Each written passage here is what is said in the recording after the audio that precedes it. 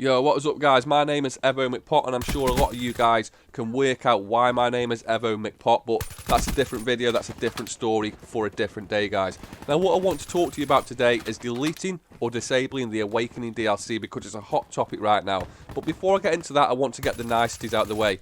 A few days ago, maybe a week ago, iHNK came to me on Twitter, he direct messaged me and said, "Look man, I've been subscribed to you for a long time. I've been supporting you for a long time. Would you like to upload to the CRYPTiCK gaming channel? We've got 2,000 plus subscribers. It'll give you a chance to get a little bit of exposure." Now for me that was really humbling man, and I really appreciate that. I never expected it. So a massive thank you to iHNK for giving me the opportunity to come and talk to you guys. I hope you guys do enjoy this video, I hope you enjoy the gameplay, and more importantly I hope you learn something from this video. So let's get into it, deleting or disabling the Awakening DLC. There are quite a few reasons why someone would want to delete or disable the Awakening DLC. Maybe it's because of the poor matchmaking, maybe it's because you don't want to be playing tryhards constantly, or maybe it's because the maps, they're just not that good man, they have no flow, and then you have Splash that's already been patched twice and still has people glitching in the map. So let me tell you how I deleted the Awakening DLC.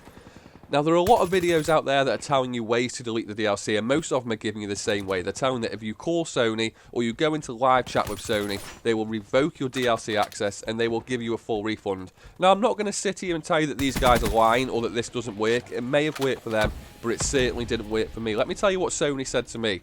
I spoke to 3 different representatives over nearly a 2-hour period on the phone, and they all told me the same thing.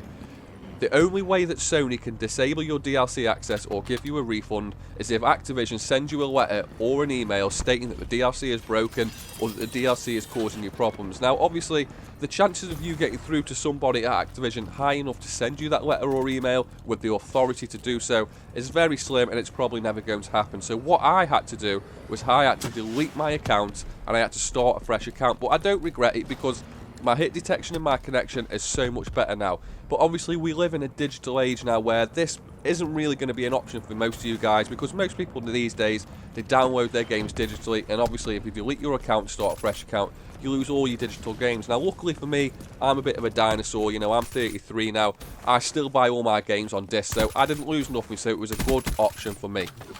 Now let's talk about disabling the DLC, which is an option that we haven't had since Modern Warfare 3. I think Modern Warfare 3 was actually the only Call of Duty that gave you the option to disable DLC.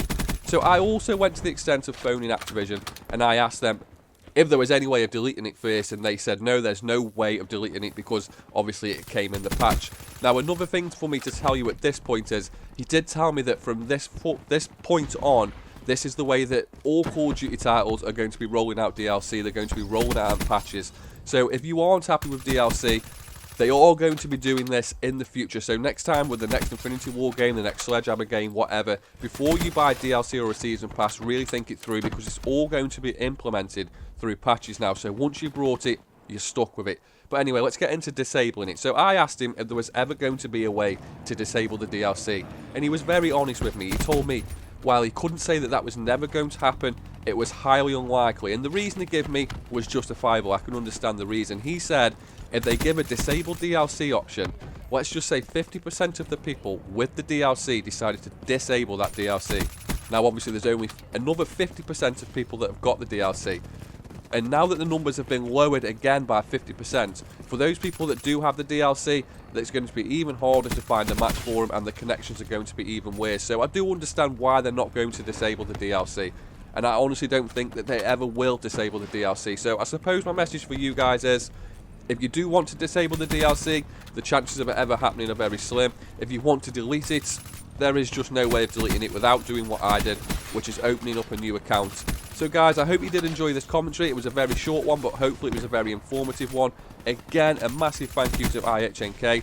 And even if you didn't enjoy this commentary, guys, as long as you support the CRYPTiCK Gaming channel, please drop a like on this video, because it doesn't help me, it helps CRYPTiCK Gaming, it helps them to get out there on the search engines. Hopefully you guys did enjoy, hopefully you'll come and check me out. And for now guys, it's peace.